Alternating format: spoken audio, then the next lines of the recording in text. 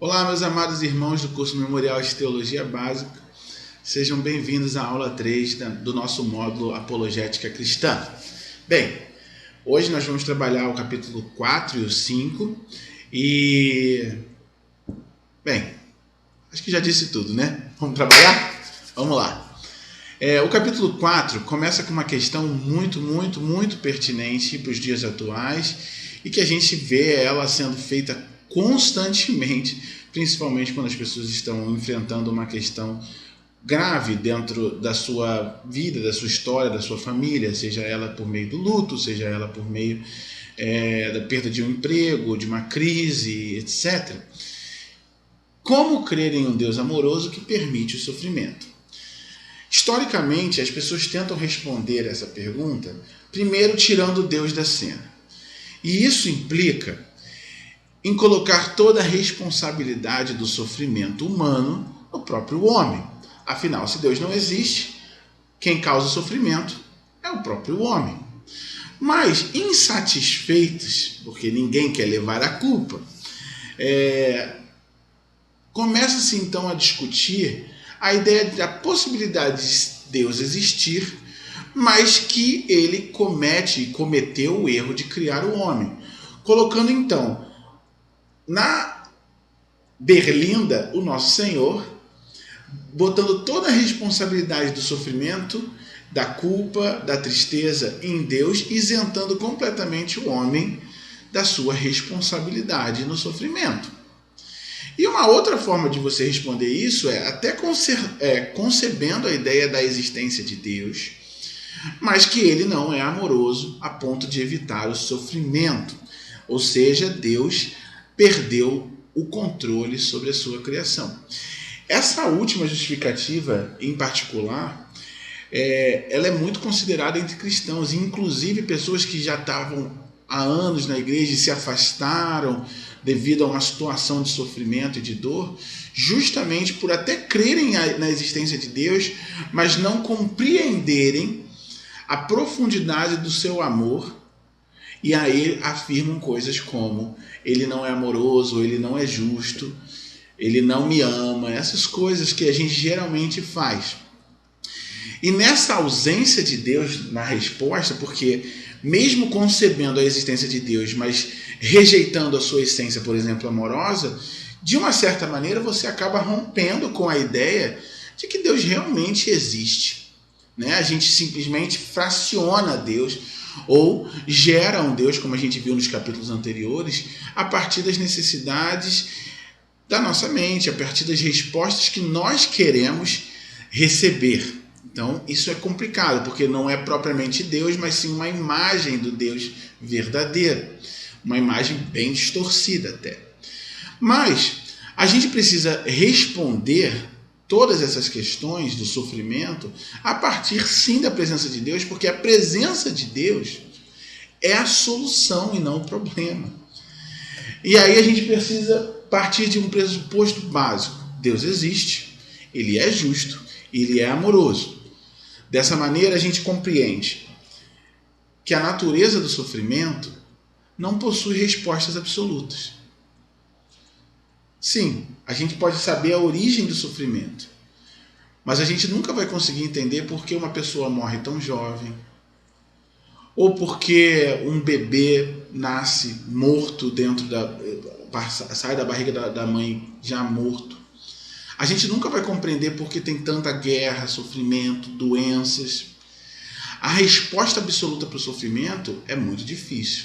Mas quando a gente compreende a perspectiva do sofrimento, a natureza do sofrimento, pela presença de Deus, com a presença de Deus como resposta, a gente vai poder, então, perceber o agir de Deus, trazendo para a gente alívio, conforto. Porque só a presença de Deus pode trazer esse alívio, né? E eu coloco isso, e aí botei até aqui nos slides, o exemplo de Jó. Jó, logo no primeiro capítulo do seu livro, perde tudo. Perde os seus filhos, perde as suas plantações, perde os seus bens, tem o seu corpo infestado por chagas, e durante todo o livro a gente só vai ouvindo a narração de amigos que estão ali colocando várias questões para Jó na busca de compreender a natureza do sofrimento. Mas a resposta no final do livro não é a resposta que talvez muitos de nós gostaríamos de ter. Deus explicando a origem e tudo que causou o sofrimento. Não. No final do livro de Jó, a gente vê Deus falando assim: onde vocês estavam quando eu criei todas as coisas? Quem você acha que é? Eu não perdi o controle de nada. E aí então Deus abençoa, trazendo então o conforto necessário para Jó. Obviamente ele passou por todo aquele sofrimento. Isso não vai mudar. Mas Deus se faz presente através das suas ações na nossa vida e como fez na vida de Jó. Compreender que a presença de Deus é a solução é também entender que o sofrimento e a liberdade humana de escolha estão também relacionados. Porque Deus, por existir e por amar-nos, Ele nos dá a possibilidade de escolher. E aí vem a questão, como eu já mencionei anteriormente, da origem do sofrimento.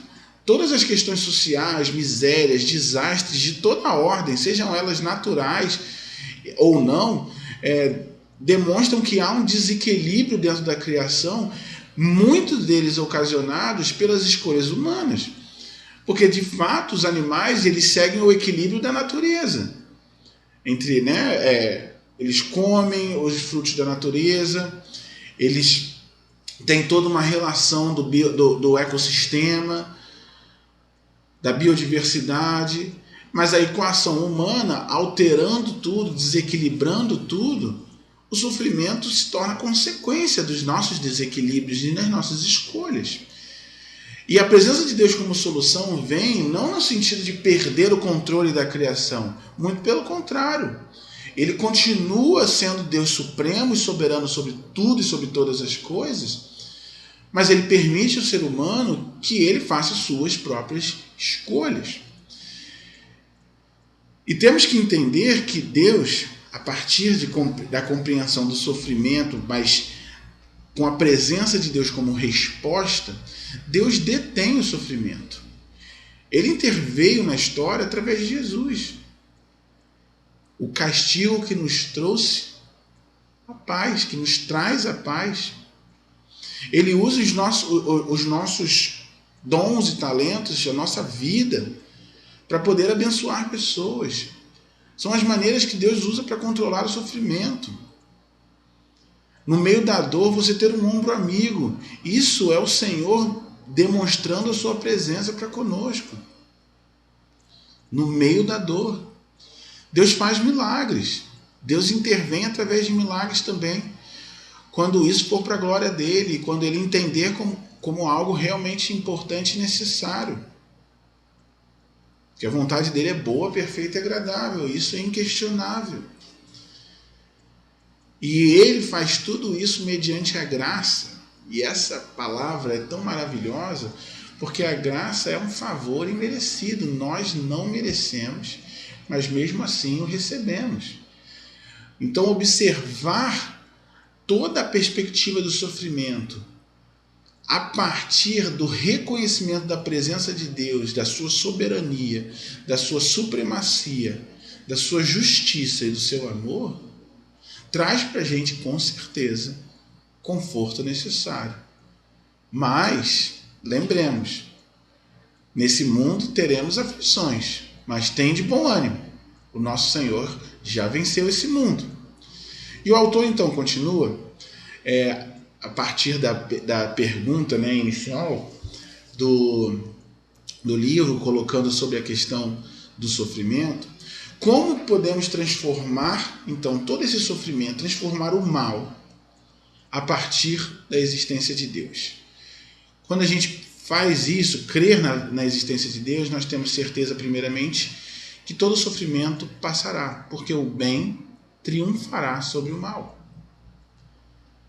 Teremos a consciência dada por Deus para sabermos o que é certo e errado, para a gente poder fazer as escolhas acertadas na vida.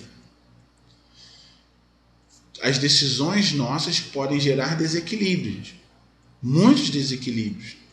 Então, quando a gente percebe a definição ético-moral das Escrituras, que vem direto da parte de Deus, tudo ganha uma objetividade, que é só a verdade em Cristo pode nos dar.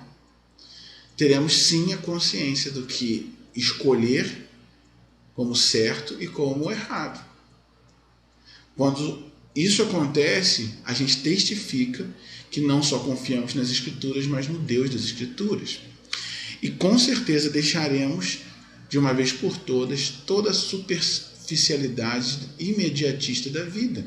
Nós não vamos mais confiar nas coisas materiais. Buscaremos, enfim, primeiramente, o reino de Deus e a sua justiça, e todas as demais coisas nos serão acrescentadas. Nós daremos mais valor aos valores do reino, à justiça, ao amor, à verdade.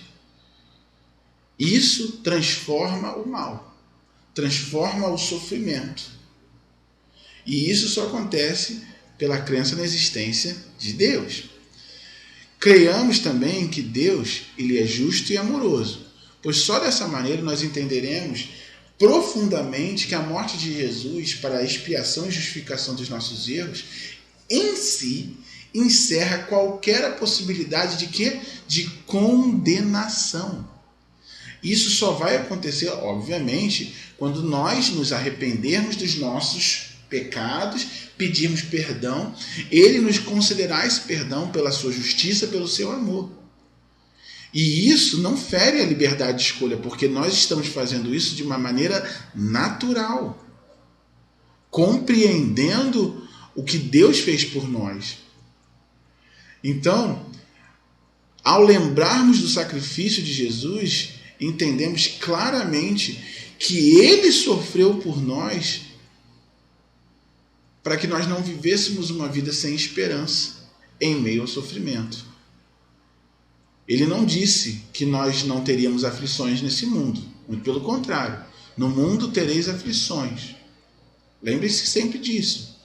Mas o que Jesus sofreu na cruz foi para nos dar uma esperança de um futuro eterno sem nenhum sofrimento. E isso acontece através do sacrifício de Jesus. Afinal, porque Deus amou o mundo de tal maneira que deu seu Filho unigênito para que todo aquele que nele crê não pereça, mas o que? Tenha a vida eterna. Alcance uma vida sem sofrimento, profunda, sem dor, sem lágrimas. Só podemos perceber essa vida se crermos que Deus, ele também é justo e amoroso. A transformação do mal, do sofrimento, e quando eu boto mal aqui, eu boto tudo aquilo que está relacionado às coisas ruins que trazem para a gente dor, sofrimento, pranto, amargura. Quando a gente crê em Deus que ele pode transformar o nosso sofrimento, também podemos crer que ele pode nos ensinar através disso, transformando o nosso sofrimento em bem e bênção, em ensinamento profundo.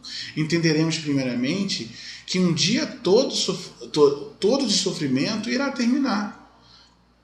Toda essa vida nossa, um dia vai terminar.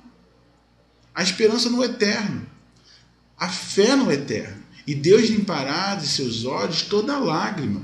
E não haverá mais morte, nem pranto, nem clamor, nem dor, porque já as primeiras coisas são passadas. Apocalipse 21, 4. Quando a gente crê em Deus, sabemos que ele vai transformar tudo isso em bem e bênção e ensinamento. Um dia o sofrimento irá terminar. Temos que confiar nisso. Entenderemos também a ação de Deus através dos milagres. Isso a gente vai tratar logo no capítulo 5, logo a seguir. Porque os milagres, sim, trazem para a gente consolo e conforto. Entenderemos que a ação de Deus, através dos milagres, do ensino e através das nossas vidas, contribuem para minorar o sofrimento do nosso mundo. O sofrimento vai continuar existindo, mas nós estamos sendo enviados por Deus também para minorar, né, para amenizar o sofrimento desse mundo. Eu creio nisso. Obviamente, a gente sabe que esse mundo é um mundo de dores, porque o mundo jaz do maligno. Mas é claro que a gente tem uma responsabilidade de levar às pessoas a esperança que nos traz a paz, a esperança que nos transformou. E dessa forma nós vamos amenizar toda a dor e sofrimento do ser humano. Nós não viveremos mais amargurados e aprisionados às feridas do passado, do sofrimento, porque submeteremos tudo a Cristo, pois só nele teremos as palavras necessárias para sustentar a nossa felicidade. Lembra da frase de C.S. Lewis logo da primeira aula? Não há felicidade fora do Senhor. Não há. Perguntou então Jesus aos 12: quereis vós também retirar-vos? Respondeu-lhe Simão Pedro: Senhor, para quem havemos nós de ir? Tu tens as palavras de vida eterna, e nós temos crido e conhecemos que tu és o Santo de Deus. João, capítulo 6, versículos 67 até o 69. Para onde iremos nós? Só nos resta crer, porque só entenderemos a resposta ao sofrimento quando entendemos a presença de Deus buscando em todo o tempo cuidar, amenizar, transformar toda a nossa vida para que possamos ter esperança de uma eternidade com Ele, totalmente livre e desprovida de dor, sofrimento e lágrimas. Bem, isso nos leva direto para o capítulo 5, pois não há como perceber a existência de Deus não considerando também todos os milagres que Ele tem feito na nossa vida e ao longo da história. Mas a pergunta que ataca a fé cristã, que começa esse capítulo, também é muito pertinente. Como acreditar em milagres se a ciência não os confirma? Difícil essa resposta? Para nós que já temos o conhecimento da palavra de Deus, talvez não seja tão complicado. Mas vamos analisar aquilo que está sendo dito, aquilo que está sendo construído. Até porque, em todo tempo, a ciência e a razão busca desacreditar aquilo que é inacreditável. E eu fiz esse joguinho de palavras com vocês justamente para a gente pensar.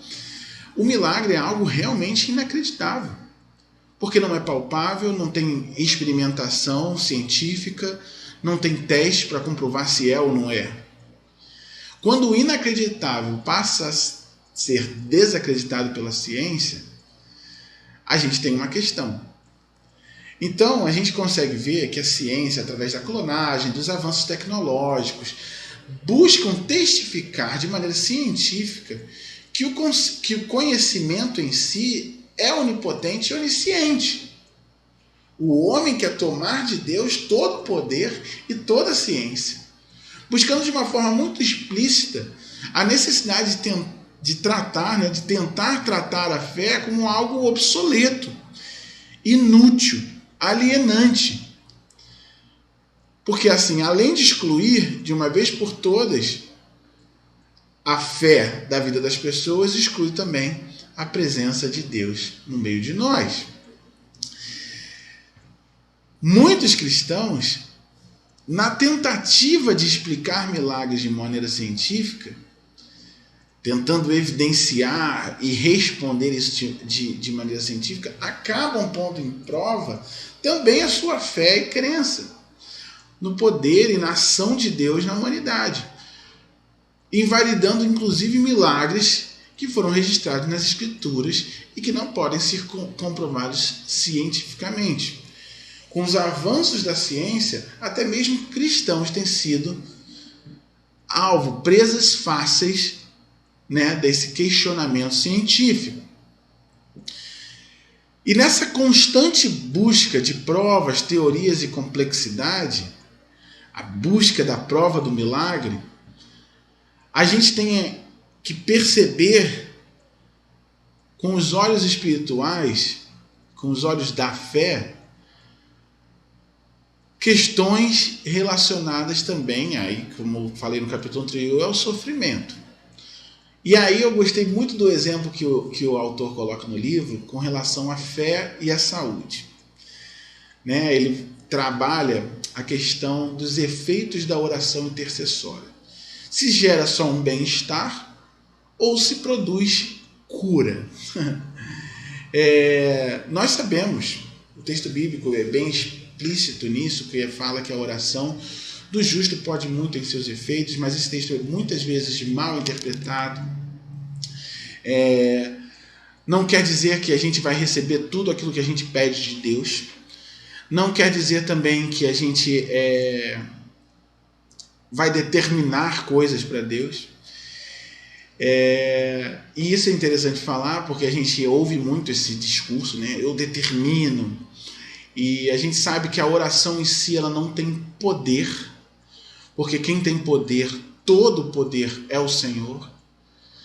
E Ele permite que a gente se achegue até Ele por meio da oração, para que a nossa vida venha ser transformada pela ação dEle, pelo relacionamento com Ele. E aí você fala assim, então gera bem-estar, não produz cura. Sim, mas... aí a pessoa já fica, ai meu Deus, não, calma. Sim, gera bem-estar, porque produz em nós fé, esperança. Quando nós oramos, nós estamos buscando ao Senhor, reconhecendo que nós somos falhos, que nós somos limitados. Mas quem produz a cura é Ele. E Ele é quem decide sobre vida e morte. Ele é quem decide sobre cura e não cura. Ele pode todas as coisas, Ele pode curar o incurável. Então, nessa tentativa de combater a questão da oração, por exemplo, como algo só como uma meditação, a pergunta que deveria ser feita pelos cientistas não é se ela gera bem-estar ou produz cura. Mas eles fazem essa pergunta justamente por não conhecerem e entenderem o que a oração produz na nossa vida e no nosso relacionamento profundo com Deus. Na busca da prova do milagre, a gente precisa compreender que milagre, como ação extraordinária da parte de Deus, não pode ser analisado de uma forma científica. Porque os cientistas eles vão submeter uma situação à experimentação, à repetição. Porém, essa questão de milagre não é assim que funciona. Digamos, eu estava andando na rua e um carro tirou o fino de mim e eu não fui atropelado. Eu creio que isso é um milagre. Poxa, eu poderia estar atropelado no hospital, até mesmo morto. Mas quer dizer que toda vez que eu atravessar a rua, isso vai acontecer? Não, não necessariamente. Se eu não tomar cuidado, uma hora eu posso acabar sendo atropelado. Então, os resultados positivos que se obteram, por exemplo, da análise da oração intercessória, para eles, para os cientistas, não são tidos como mera coincidência, como algo ocasional, mas eles não compreendem a questão da fé, da questão da profundidade do relacionamento mediante a oração. Então, quando eu uso aqui, o autor também usa a oração como um exemplo, a gente não consegue fazer uma análise científica de repetição, de experimentação, a partir de algo que vem do relacionamento do homem com Deus. Não tem como. Que a ciência já comprovou que você ter fé e esperança pode sim, com certeza, favorecer no processo de cura. Isso eles conseguiram comprovar de maneira repetitiva. Mas a fé e a esperança não necessariamente é em Cristo. A esperança pode ser a esperança de ser curado. A fé, acreditar que aquilo vai acontecer. E aí as pessoas generalizam aquilo que a gente tem como fé cristã como verdade absoluta em Cristo. E aí coloca a ideia da espiritualidade imanente. Tem a oração intercessória como algo advindo de energias positivas. Pessoas estavam ali emanando energias para uma comunidade, por uma comunidade específica, para um propósito específico. E acabou acontecendo, e isso não teve nenhuma intervenção de Deus. Lembra daquilo que eu falei logo na introdução do livro? Logo na aula 1? Isso nada mais é que uma tentativa de relativizar, mais uma vez, a verdade absoluta em Cristo. As pessoas conseguem acreditar em energias positivas, mas não conseguem compreender e receber a ação do Espírito Santo. Isso é algo muito comum, né? Se não fosse assim, não teriam pessoas abraçando árvores, pessoas, estamos nus na natureza porque queremos realmente experimentar as energias positivas que vêm, e isso é a cura. As pessoas esquecem do Criador e passam a adorar a criação. E isso tem sido algo muito recorrente. Mas isso é assunto para outro momento. E aí a gente pode começar então agora a analisar essa relação que existe entre fé e ciência. Primeira coisa que a gente precisa ter na mente é que a ciência ela não esgota a realidade humana. O que isso quer dizer? Os avanços médicos, os avanços, de desenvolvimento de recursos, não conseguem atender toda a população mundial. Por exemplo, a gente sabe bem que os recursos, por exemplo, de um país muito pobre na África são totalmente diferentes de um país, por exemplo, da Europa. Mas eu posso trazer isso para aqui, para pertinho da gente. A gente tem o bairro de Copacabana, que é um bairro rico, nobre, no Rio de Janeiro. Os recursos que a ciência oferece para essas pessoas do bairro de Copacabana não são os mesmos das pessoas que moram logo ali no bairro vizinho, que é, por exemplo, a favela, o Morro da Babilônia, ou o Chapéu Mangueira no Leme. Por quê? Não é igual. Porque o acesso aos recursos são diferentes. E isso a gente consegue ver também na subserviência da ciência ao dinheiro, ao fator econômico. Eu estava aqui destacando o fator social, o pobre, o rico, tendo acessos diferentes e diferenciados de recursos da ciência. E por outro lado, a gente vê claramente também o fator econômico influenciando. Vou dar um exemplo assim que eu gosto dele.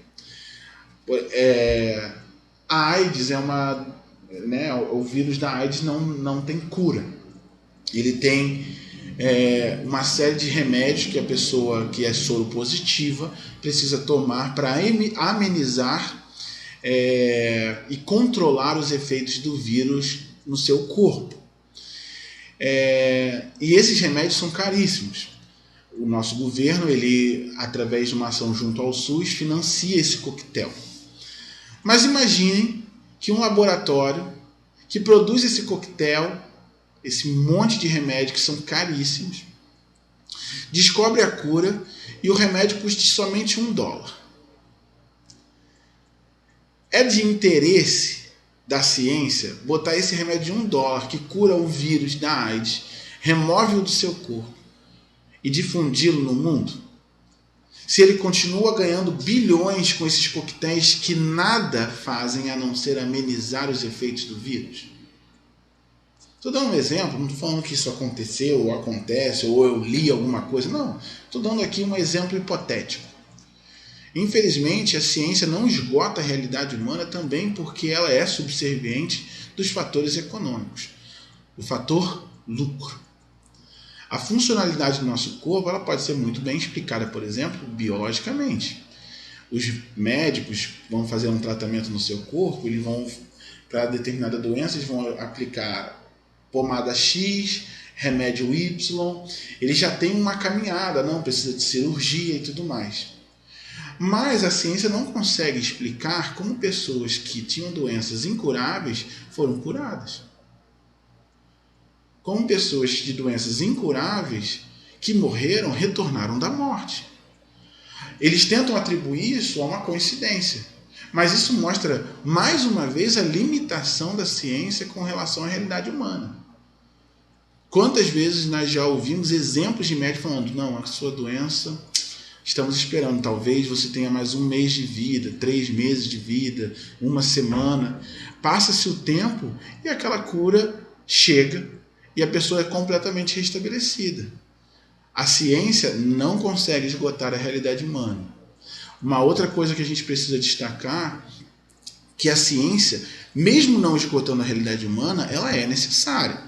Por que ela é necessária? O professor Israel Belo, quando foi meu professor de epistemologia, usou essa figura que está aqui no livro, dos trilhos do trem. Os trilhos do trem são paralelos. Mas se você tira uma parte o trem descarrilha. Então, ele trata a ideia de que fé e ciência são paralelas, mas ambas permitem que o trem da vida continue nos trilhos. Então, fé e ciência, elas caminham juntas, porém em paralelo, separadas. Elas permitem que o trem da vida caminhe. De que maneira? A ciência nos ajuda a remover as barreiras do caminho que nos conduz a Deus. Compreendendo a ciência, eu lembro perfeitamente de um professor amigo nosso de biologia. Uma vez eu perguntei para ele assim, quanto mais você estuda, ele é doutor em biologia, quanto mais você estuda, você não tem crise da sua fé? E ele falou assim, não, cara, quanto mais eu estudo, mais eu percebo o poder de Deus e mais eu quero aprender sobre esse Deus. A ciência pode nos conduzir a ao caminho perfeito, ao caminho que é Cristo. A ciência também nos ajuda a não desenvolvermos uma fé cega. Lembra que eu falei sobre a oração que determina? Se todas as pessoas que determinassem as coisas para Deus, realmente aquilo acontecesse, eu acho que a gente estaria já perdido, né? Porque a pessoa quer fazer com que sua vontade prevaleça sobre a vida. E sobre a vontade de Deus, obviamente. Então a ciência nos ajuda a combater essa ideia de uma fé determinista, cega, pobre. A ciência nos ajuda a ponderar, a considerar aquilo que realmente importa e aquilo que é e aquilo que não é. Uma fé cega levou muitas vezes pessoas à guerra. Por uma ideia, por uma concepção equivocada, de uma distorção da verdade absoluta. Só há milagre quando todas as causas naturais falham para explicar um específico acontecimento. Milagre, meus irmãos, é exceção à regra. Mas por ser uma exceção à regra, nós precisamos então conhecer a regra. E quem vai nos dar isso? A ciência. Ainda sobre essa relação entre fé e ciência, a gente precisa entender que a Bíblia e a nossa vida testificam milagres. Como eu falei, encontrar o equilíbrio, o trem, juntas porém paralelas. A Bíblia e a nossa vida testificam milagres que a ciência não vai explicar ou vai tentar colocar como algo coincidente. Desde a criação até Cristo, e de Cristo até o desenvolvimento e expansão da igreja, até mesmo os nossos dias, milagres são claramente vistos e testificados por cristãos e não cristãos. Há quem creia e quem escolha não crer. Isso aí está aquilo que a gente tem repetido em quase todas as aulas, sobre a decisão e a liberdade de escolha que você tem. De fazer as suas escolhas para crer ou não crer. Pautadas na crença em Deus ou na descrença na existência, né, do Senhor.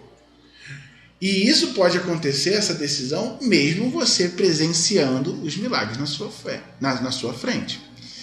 E isso também acontece entre cristãos. O que dá abertura ao cessacionismo. O cessacionismo é a ideia de cessar, a ideia que Deus fez milagres e interveio na história do seu povo, na Bíblia, mas hoje não faz mais milagres. Os milagres que Deus fez se esgotaram nas Escrituras. Esse é uma modo de pensar pobre. Por que pobre? Porque as próprias Escrituras testificam que Jesus Cristo é o mesmo ontem, hoje e eternamente. Ele não mudou. Deus não mudou. Então a sua ação diante do seu povo, diante das pessoas que ele tanto ama, todas as suas ações não mudaram. Então a Bíblia, ela testifica dos milagres, mas a nossa vida também. Os milagres continuam acontecendo. Ainda nessa relação entre fé e ciência, temos que lembrar também que milagres nem sempre são categorizados. Como são uma exceção, nem sempre são postos numa categoria. Milagres extraordinários, milagres inacreditáveis, não sei. A nossa vida, ela é cercada por milagres. Desde a nossa salvação em Cristo, ao decidirmos aceitar a Ele como Salvador da nossa vida e então termos a certeza que nós viveremos com Ele na eternidade, até as coisas mais cotidianas, como a de recebermos a provisão para termos o que comer, para termos o que vestir, ou até mesmo o momento que a gente consegue resistir ao pecado, a perseverança. Sabe aquele momento que você fala assim, cara, eu nem sei como eu consegui aguentar para não discutir com aquela pessoa. É Deus fazendo um milagre na sua vida. E isso nos impulsiona a lembrarmos que tudo ao nosso redor é conduzido por Deus. Nós somos dependentes dele. E por causa disso, nunca devemos deixar de pedir por milagres. Nas nossas vidas, nas nossas famílias e na vida daqueles que nos cercam. Nós temos que crer.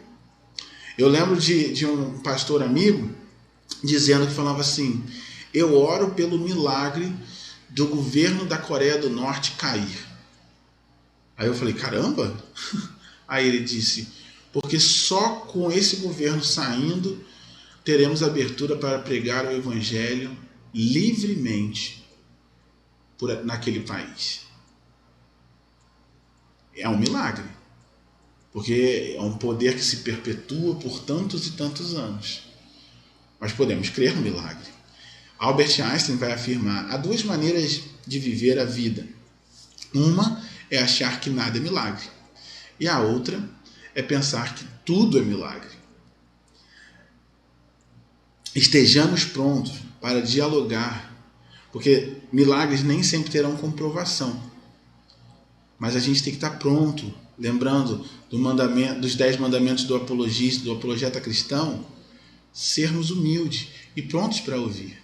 Prontos para demonstrar que somos capazes sim de dialogar e de respeitar a diversidade, mas estejamos prontos para conversar e também expor a verdade. A ciência, ela não deve ser aceita e nem rejeitada de forma arbitrária, pois a mesma não constitui em si uma ameaça à fé genuína, mas pelo contrário, pode ser uma grande aliada na condução do caminho até o Senhor. Deus criou todas as coisas e supervisiona a sua criação, e por isso não há o que temer diante da ciência, e sim muito a dialogar. Nosso diálogo deve ser realizado com oração e inteligência.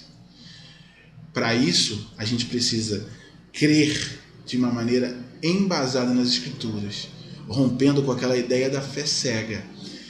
Para isso, ter uma fé bíblica não superficial, não cega, compreende em crer em Deus e em seu poder.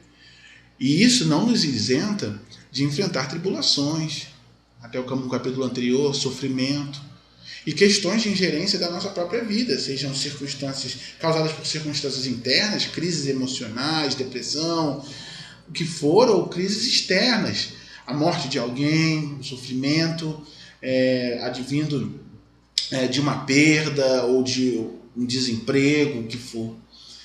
Crer em Deus já é um milagre.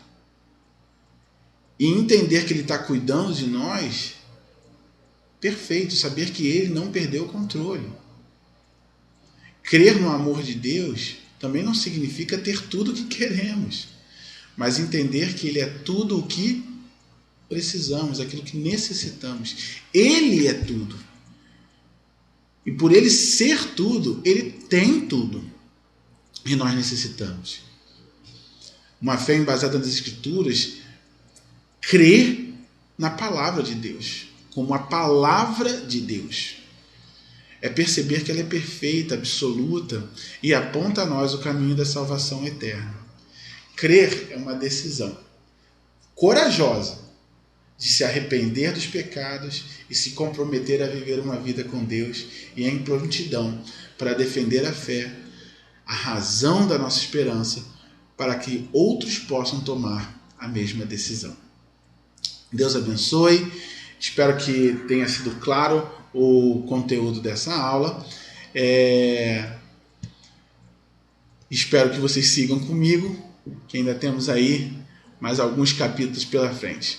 Grande abraço e até mais.